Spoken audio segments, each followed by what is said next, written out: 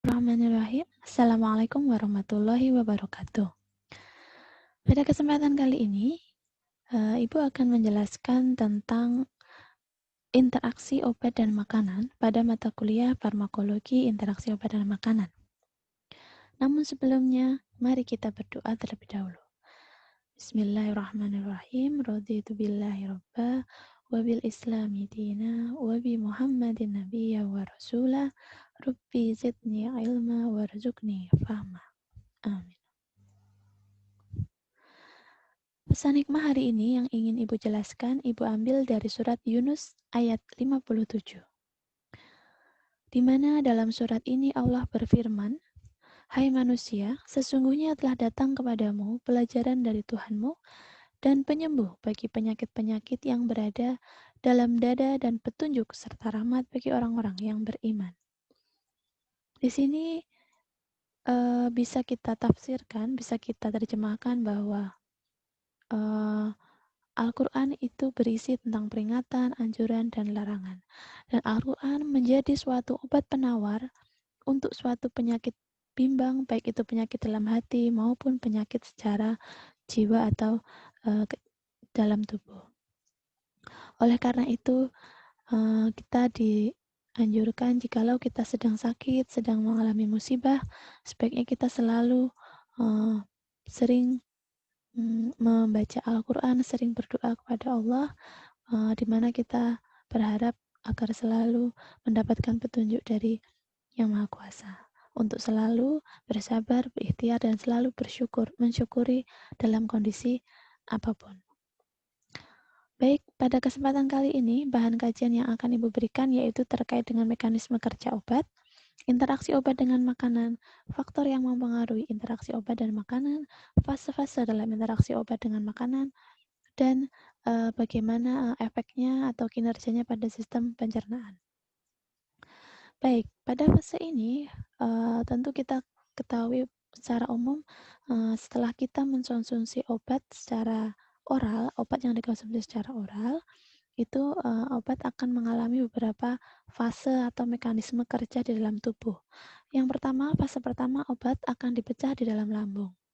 Yang kedua, obat akan diserap ke dalam darah dan dibawa menuju ke sel target. Yang ketiga, tubuh akan merespon terhadap obat, kerja obat, dan juga fungsinya. Dan yang terakhir, fase terakhir obat, sisa-sisa hasil metabolisme obat akan diekskresi atau dikeluarkan kembali melalui ginjal yang bisa kita lihat melalui urin kita dan juga bisa diekskresi atau dimetabolisme oleh hati. Nah, apa itu interaksi obat? Interaksi obat adalah perubahan efek suatu obat akibat pemakaian obat lain atau oleh makanan, obat tradisional, dan juga bisa karena senyawa kimia lain. Interaksi obat yang signifikan dapat terjadi jika dua atau lebih obat digunakan bersama-sama. Nah, untuk bisa mencapai tempat kerjanya, maka obat harus melalui 3 tahap, yaitu fase farmasetik, fase farmakokinetik, dan fase farmakodinamik.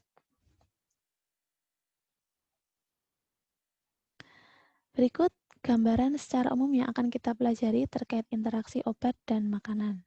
Secara umum, saya jelaskan bahwa obat dengan makanan tidak bisa kita pisahkan. Bagaimana pengaruhnya atau interaksinya ketika kita mengalami sakit. Mau nggak mau kita harus tetap memenuhi kebutuhan gizi dengan baik, asupan makan kita tetap baik, tetapi juga kita harus tetap mengkonsumsi obat yang diberikan oleh dokter atau apoteker. Nah, ketika masuk di dalam tubuh, keduanya, baik obat dan makanan, akan mengalami fase farmasetik. Nah, farmasetik, farmakokinetik, dan farmakodinamik. Di mana dalam fase farmasetik, di situ terdapat 3 tahap atau 3 hal yang akan mengalami hal-hal yang bisa mempengaruhi di fase farmasetik. Yang pertama adalah compatibility, bagaimana solubility-nya, dan bagaimana stabilitas dari obat tersebut. Yang kedua, yaitu masuk ke dalam fase farmakokinetik. Ketika obat masuk dalam tubuh, masuk dalam fase farmakokinetik, maka obat akan mengalami beberapa reaksi. Yang pertama akan diabsorpsi, kemudian didistribusi, lalu dimetabolisme, dan kemudian diekskresi. Untuk fase berikutnya yaitu farmakodinamik. Farmakodinamik ini artinya kita akan mengetahui seberapa besar efek yang diberikan oleh obat dan juga pengaruh atau efek sampingnya. Nah, nanti dari 3 fase ini akan kita ketahui outcome secara fisiologis dan outcome dari pasien tersebut. Apakah kalau dari sisi outcome fisiologisnya, apakah bioavailability-nya antara obat dengan makanan itu bisa diterima dengan baik? Apakah volumenya akan ada perubahan? Apakah ada perubahan clearance? Apakah ada perubahan dari nilai laboratoriumnya? Jadi dari obat yang diberikan, baik itu bersamaan dengan makanan atau tidak bersama dengan makanan, tubuh akan mengalami 3 fase tersebut. Yang mana hasilnya atau outcome-nya akan kita lihat dari sisi bioavailabilitas dan hasil lab juga volume distribusinya. Selain itu, outcome yang bisa kita lihat pada pasien yaitu tidak muncul efek samping, kerja obat juga bisa optimal, pasien juga berangsur-angsur mengalami kesembuhan, ada kesembuhan atau dampak positifnya. Namun bisa juga kalau memang konsumsi obat itu belum tepat, maka juga bisa terjadi keracunan atau kesalahan atau mungkin penurunan status gizi. Ini adalah gambaran umum yang bisa kita pelajari pada hari ini. Secara detail akan Ibu jelaskan. Ya, fase farmasetik. Fase ini dipengaruhi oleh pembuatan obat, bentuk sediaan obat, zat tambahan yang digunakan. Biasanya dengan adanya makanan, kondisi tubuh akan mengalami situasi atau kondisi asam. Sehingga kita perlu mengetahui obat-obat mana atau sediaan obat mana yang situasinya atau ketika dikonsumsi akan bisa diserap dalam kondisi asam. Sehingga ada obat-obat yang memang dia akan larut atau mudah diserap dalam kondisi asam jika obat tersebut dikonsumsi bersama dengan makanan. Nah, ini adalah contoh-contoh obat, misalkan tablet. Tablet itu akan terdegradasi dalam tubuh, membentuk granul-granul, kemudian partikel-partikel kecil, dan kemudian melepaskan zat aktif dari obat tersebut. Nah, zat aktif nanti akan terdisolusi dan kemudian baru akan diabsorpsi di dalam tubuh. Begitu juga dengan obat yang berbentuk larutan atau suspens. Di situ nanti akan berbentuk bisa berupa serbuk, larutan, kapsul, tapi dan lain-lainnya. Jadi harapannya berbagai macam bentuk obat, baik itu tablet, suspens, serbuk, kapsul, tablet salut, ataupun larutan, itu akan mengalami proses disintegrasi, terdegradasi, dan nanti akan didisolusi yang akhirnya akan diserap di dalam tubuh. Ini adalah fase-fase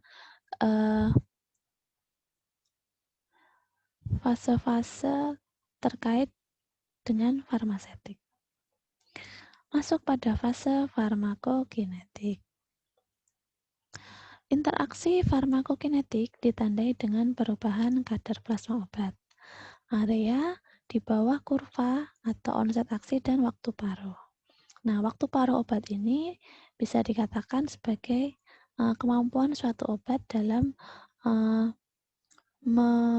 menyerap penyerapan dari setengah konsentrasi yang dikonsumsi. Interaksi farmakokinetik diakibatkan oleh perubahan laju atau tingkat absorpsi, distribusi, metabolisme, dan ekskresi. Tadi saya bilang di tahap farmakokinetik perubahan terjadi beberapa reaksi, absorpsi, distribusi, metabolisme, dan ekskresi. Nah, fase ini biasanya dihubungkan dengan kemampuan suatu obat untuk mengubah efek obat lain tanpa mengubah sifat-sifat farmakokinetiknya.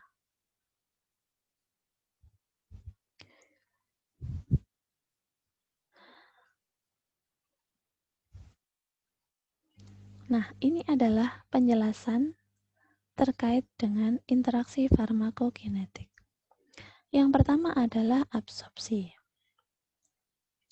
Nah, pada tahap absorpsi, proses masuknya obat ke dalam sistem atau sirkulasi sistemik.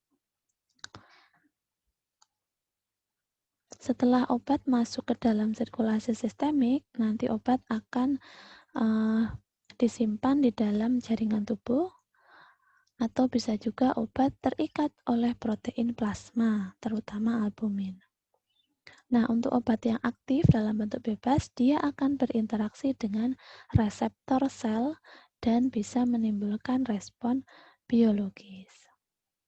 Ini adalah di tahap absorpsi. Jadi harapannya ketika proses masuknya obat ke sirkulasi sistemik, tadi ya, ketika tadi obat dikonsumsi secara oral, mengalami granulasi, disolusi, dan akhirnya diabsorpsi. Nah, sampai di tahap absorpsi, obat-obat akan ada yang memiliki berbagai macam kriteria. Yang pertama, ada suatu obat yang memang langsung bisa disimpan di dalam jaringan. Ada juga obat yang memang dia harus berikatan dengan protein atau albumin untuk bisa bekerja secara aktif. Bisa juga obat yang dalam bentuk bebas sehingga dia hanya cukup berinteraksi dengan reseptor sel-sel tertentu. Atau bisa juga obat-obat yang memang harus dimetabolisme dulu di dalam hati. Jadi nanti akan ada penjelasan lebih lanjut ya. Nah, untuk yang obat yang dalam bentuk bebas, nanti setelah dari diabsorpsi dalam tubuh langsung bisa diekskresikan melalui ginjal.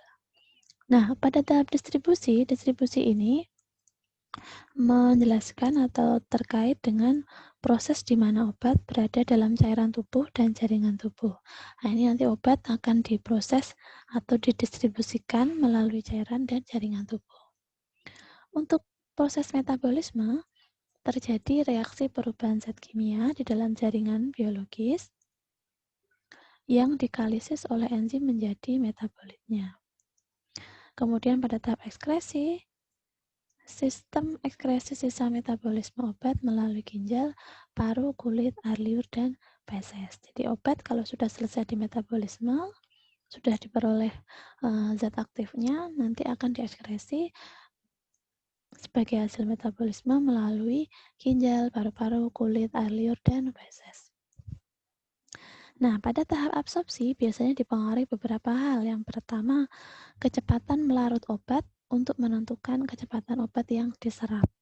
Jadi, ada kecepatan obat yang diserap itu tergantung dari kelarutannya. Yang kedua juga pH. Obat yang bersifat asam lemah akan lebih mudah menembus membran sel pada suasana asam. Sedangkan obat yang bersifat basa lemah akan mudah diabsorpsi di usus halus. Begitu ya. Jadi kalau obat yang bersifat asam lemah biasanya memang dia akan mudah ditembus dalam membran sel yang suasana asam. Contohnya di organ lambung. Tapi ada juga obat yang bersifat basa yang nantinya dia akan diserap di usus halus karena memang di usus halus situasinya atau kondisi dalam tubuh di dalam ususnya memang cenderung pH-nya basa. Jadi ada obat-obat tertentu yang bisa diserap sesuai dengan kondisi tingkat pH-nya. Nah, kemudian selain itu tempat absorpsi. Tempat juga bisa mempengaruhi absorpsi dalam kerja obat. Obat dapat diabsorpsi pada kulit, membran mukosa, lambung, dan usus halus. Nah, tempat-tempatnya kan di situ. Kemudian absorpsi obat itu juga akan menembus lapisan sen tunggal seperti pada epitelium intestinal. Jadi tempat-tempat seperti kulit, membran mukosa, lambung, usus, dan juga epitelium itu juga mempengaruhi absorpsinya. Kan nanti tergantung jalur masuknya. Jadi absorpsi itu nanti ada yang menggunakan pasif, artinya dia langsung masuk begitu dari konsentrasi tinggi ke konsentrasi rendah, atau aktif. Aktif itu artinya dia akan masuk dari konsentrasi yang tinggi ke yang rendah. Kalau pasif dari konsentrasi rendah ke yang tinggi. Nah, kalau pinositosis ini ada suatu semacam perpindahan yang mana nanti akan diselubungi oleh granula atau vesikula. Sehingga dalam membran nanti harus melalui fase ini. Jadi kalau yang kotak ini artinya perpindahan ini menggunakan energi, ditandai dengan kotak, memerlukan energi, memerlukan ATP, perpindahannya dari usus menuju membran menunggu dia dilepaskan ke sel. Tapi kalau pinositosis, dia akan masuk ke dalam membran dengan melalui vesikula-vesikula atau suatu selubung atau selaput yang mana nanti di dalam membran akan diselubungi dan nanti dilepaskan di sel. Untuk sirkulasi darah, obat juga sebaiknya diberikan pada daerah yang kaya akan sirkulasi darah. Nah, sirkulasi darah ini menjadi penting karena dengan sirkulasi darah yang baik, yang banyak, atau yang tinggi, biasanya absorpsinya pun juga akan lebih baik atau lebih cepat. Sedangkan untuk distribusi merupakan proses di mana obat berada dalam cairan tubuh dan jaringan tubuh. Kecepatan distribusi itu dipengaruhi oleh aliran darahnya. Kalau aliran darahnya lambat, cepat juga akan mempengaruhi kecepatan distribusi obat tersebut. Afinitas dari obat pada jaringan dan ikatan dengan protein itu juga penting. Artinya, ada obat-obat tertentu yang memang dia harus berikatan dengan protein, sehingga menjadi atau mempengaruhi kecepatan distribusi obat tersebut. Faktor-faktor lain yang bisa mempengaruhi yaitu fungsi dari kardiovaskuler. Kalau memang penderita mengalami hipertensi atau mengalami tensi rendah, aliran darahnya ada gangguan di dalam saluran pembuluh darah, maka juga akan mempengaruhi distribusi obat tersebut.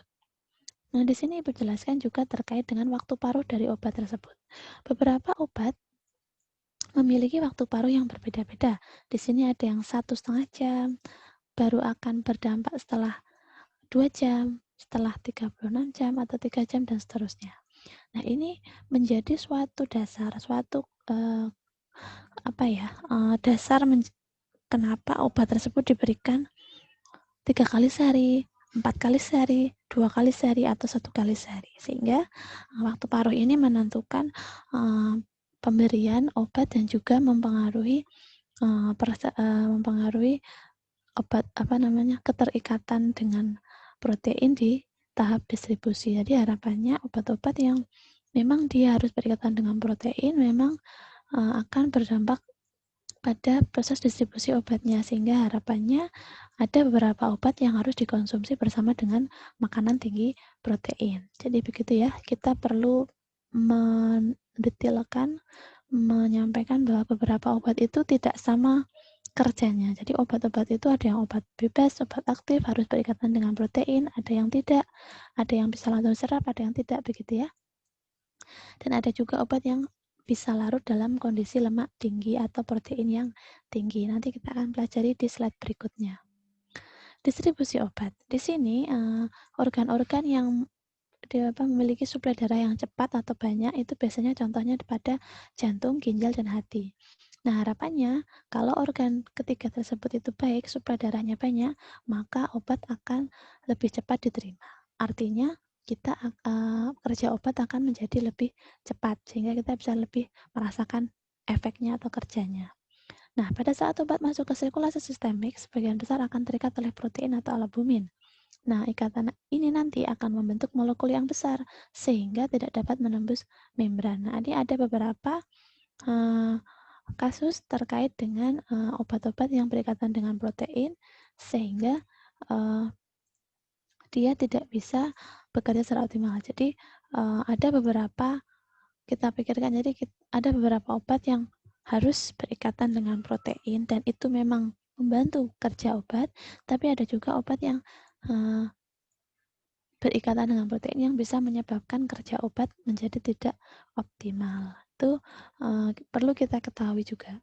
Contohnya begini, obat lipofil itu mempunyai afinitas yang tinggi terhadap jaringan, sehingga obat tersebut cenderung terakumulasi jika aliran darahnya kecil dan jika aliran darahnya kecil sehingga nanti distribusi obatnya akan menjadi terhambat. Gitu. Jadi ini adalah contoh distribusi obat di mana obat yang memiliki afinitas tinggi terhadap jaringan yang di mana obat tersebut hanya bisa bekerja optimal jika suplai darahnya itu banyak. Kerja obat itu bisa baik kalau memang aliran darahnya itu lancar. Sehingga kalau begitu harapannya distribusi menjadi lancar atau tidak terhambat. Pada tahap berikutnya adalah metabolisme. Metabolisme merupakan reaksi perubahan zat kimia dalam jaringan biologis yang dikalisis oleh enzim menjadi metabolitnya. Hati merupakan organ utama tempat metabolisme obat. Kebanyakan metabolisme menggunakan enzim sitokrom P450 yang ada di hati dan gastrointestinal atau saluran pencernaan.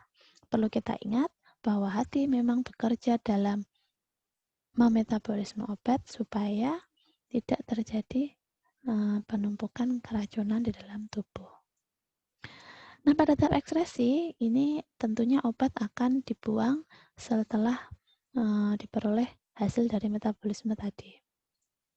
Kecepatan ekskresi itu dilihat dari waktu paruhnya, nilai waktu paruhnya atau T setengah.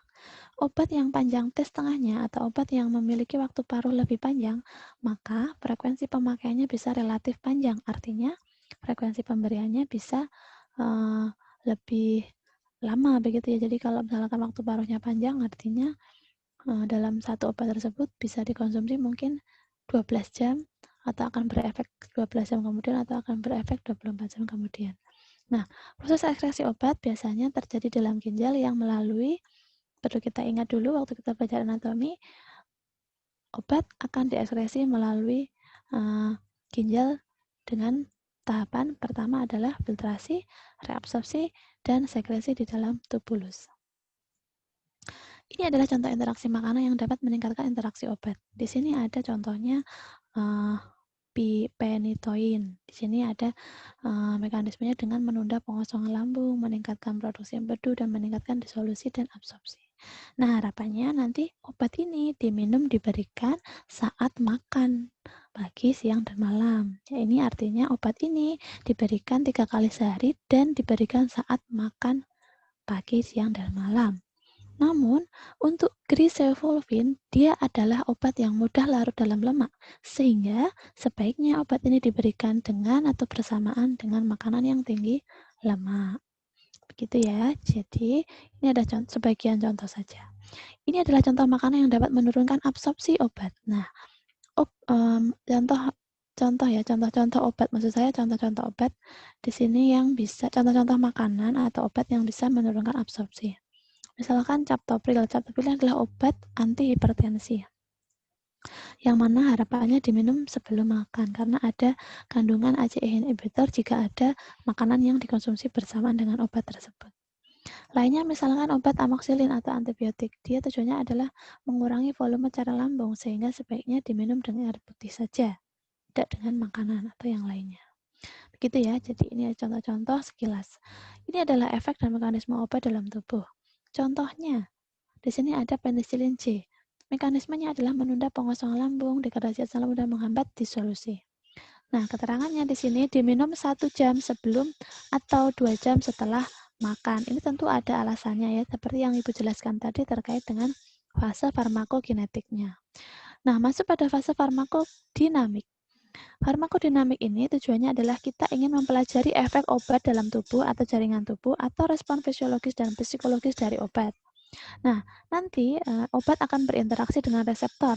Ada juga obat yang berinteraksi dengan enzim, atau ada obat yang memang kerjanya tidak spesifik.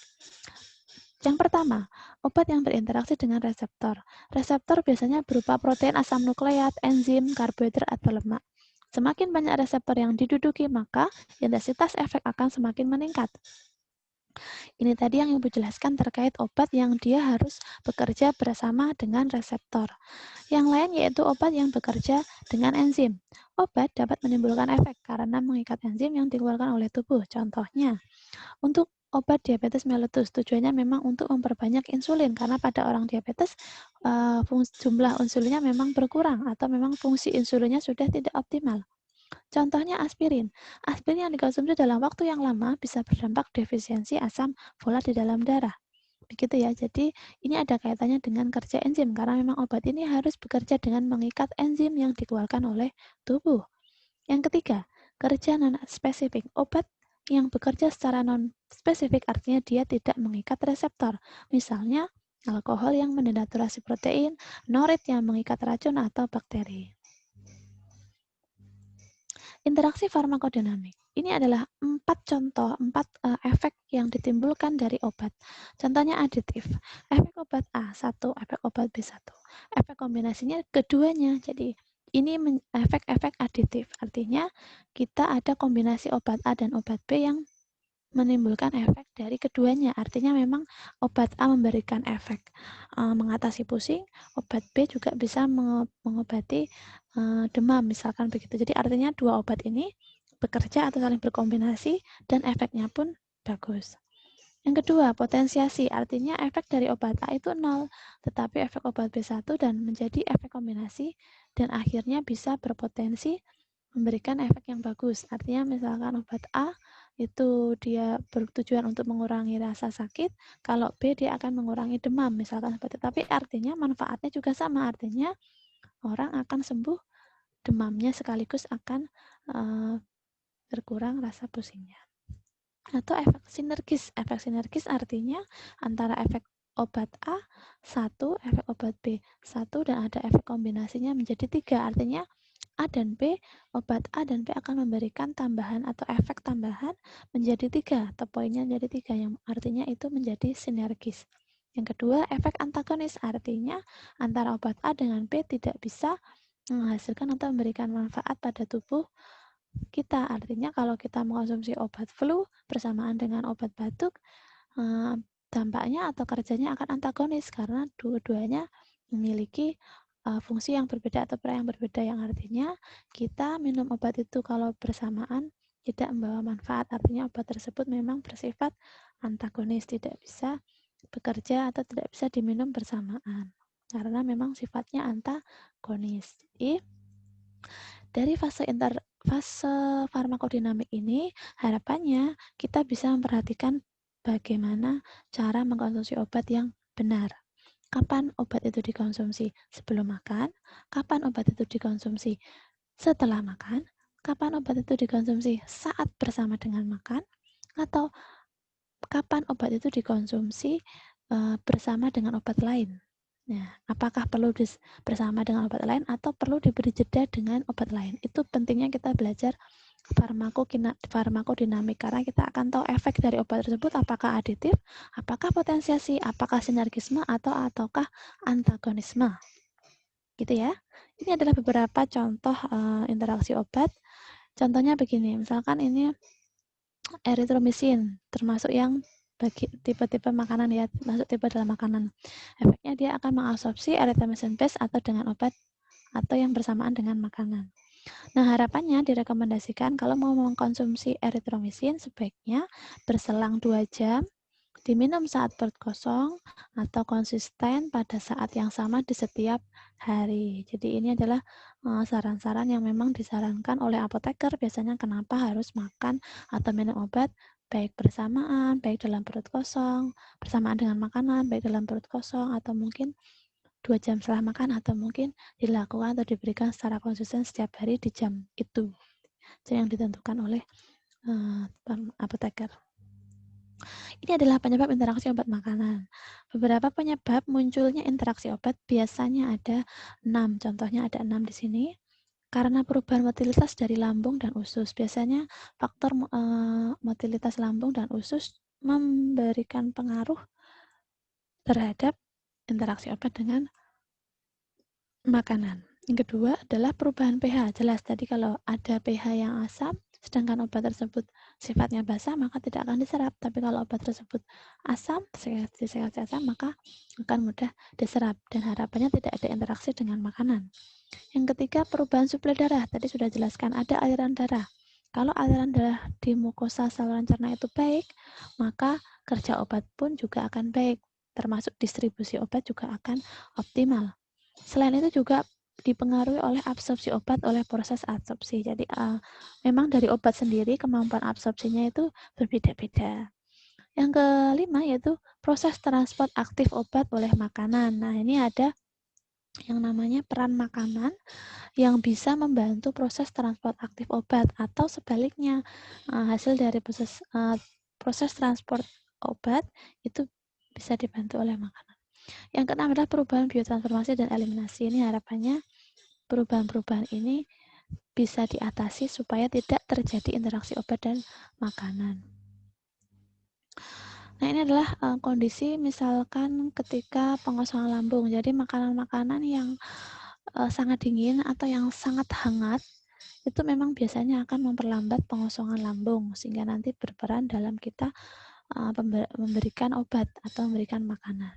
Komponen makanan biasanya juga mempengaruhi dari kinerja obat. Misalkan protein tadi. Obat levodopa yang digunakan untuk mengendalikan tremor pada penderita Parkinson itu memang sebaiknya dikonsumsi dengan sedikit makanan tinggi protein.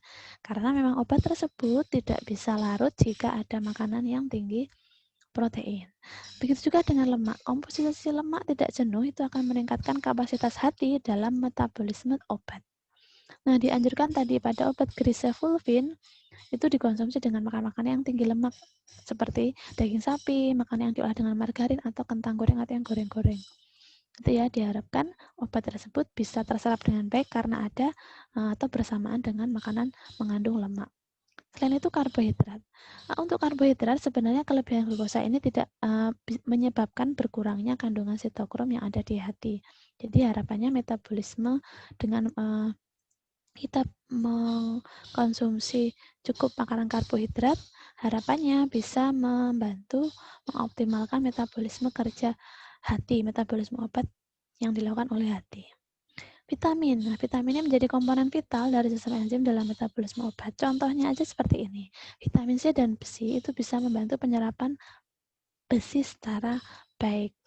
Apabila dikonsumsi vitamin D dengan fenotein, harapannya itu bisa dicegah karena nanti dampaknya penyerapan vitamin D akan berkurang. Disinilah peran kita mengetahui kenapa makanan itu harus kita perhatikan. Makanan apa yang harus diberikan bersama dengan obat, makanan yang dan makanan mana yang tidak harus bersamaan. Karena ada obat-obat yang memang atau mineral-mineral yang akan memberikan efek seperti yang sudah saya jelaskan tadi. Ini contoh-contoh interaksi obat yang saya ambilkan dari jurnal. Bisa kalian baca secara detail obat apa, makanan yang kalau dikonsumsi dengan makanan tersebut maka terjadi interaksi apa. Contohnya saja ini antibiotik. Antibiotik itu kalau diberikan makanan dengan produk-produk susu, maka interaksi obat dan makanannya maka akan terjadi seperti ini. Ya, akan mencegah absorpsi dan mereduce bioavailability-nya, begitu ya. Bisa kalian baca nanti. Nah, yang terakhir, interaksi obat dan makanan dalam menurunkan kinerja sistem pencernaan. Artinya, ada beberapa obat yang dapat menurunkan nafsu makan atau anoreksia pada seseorang. Biasanya juga kalau obat sudah menyebabkan penurunan nafsu makan, otomatis akan berdampak pada penurunan berat badan yang tidak diinginkan atau terjadi ketidakseimbangan nutrisi. Kemudian yang kedua, obat dapat menyebabkan perubahan terhadap kemampuan merasakan, menurunkan ketajaman rasa atau kemampuan indera dari pasien tersebut. Biasanya untuk obat-obat antihipertensi, antiretroviral, dan antikonvulsan itu bisa menyebabkan penurunan panca indera kita. Yang ketiga, obat juga dapat menghambat kerja enzim yang dibutuhkan dalam metabolisme makanan. Contohnya, obat kanker, di mana dia menggunakan enzim yang sama untuk mengaktifkan vitat, di mana nanti harapannya akan membawa dampak terjadi defisiensi asam folat dalam tubuh kita. Yang keempat adalah obat dapat menyebabkan perubahan pada fungsi usus besar dan bisa berdampak pada diare atau malah konstipasi. Contohnya untuk obat-obat seperti kodein dan morfin, di mana tujuan dari obat tersebut adalah menurunkan produktivitas dari tonus otot halus. Artinya memang obat tersebut berfungsi untuk menurunkan peristaltik ya, gerakan peristaltik atau menurunkan produktivitas tonus-tonus yang ada di otot halus. Dampaknya apa? Kalau usus tidak bisa bekerja dalam mengolah makanan atau mencerna makanan, terjadilah konstipasi. Karena apa? Makanan yang sudah di dalam perut tidak dicerna dan nanti menjadi konstipasi. Yang kelima adalah obat dapat mempengaruhi absorpsi zat gizi. Obat yang merusak mukosa usus, contohnya NSAID, antibiotik, antiretroviral, Fe, magnesium, zinc, itu akan berikatan dengan jenis-jenis antibiotik. Jadi harapannya makanan-makanan yang tinggi protein atau yang mengandung Fe, magnesium, dan zinc itu akan berdampak pada jenis antibiotik sehingga akan mempengaruhi absorpsi dari zat gizi tersebut. Sehingga sebaiknya kalau mengkonsumsi antibiotik tidak bersamaan dengan makanan yang tinggi Fe, magnesium, dan zinc karena akan mempengaruhi dari absorpsi zat gizi tersebut. Yang keenam adalah obat dapat mempengaruhi dan mengganggu ekskresi zat gizi dengan mengganggu reabsorpsi pada ginjal dan menyebabkan diare atau muntah. Nah, sampai pada tahap soal atau evaluasi pada kuliah hari ini. Silakan kalian jawab 4 pertanyaan ini dengan baik, kemudian kalian kumpulkan di dalam e-learning yang sudah Ibu sediakan.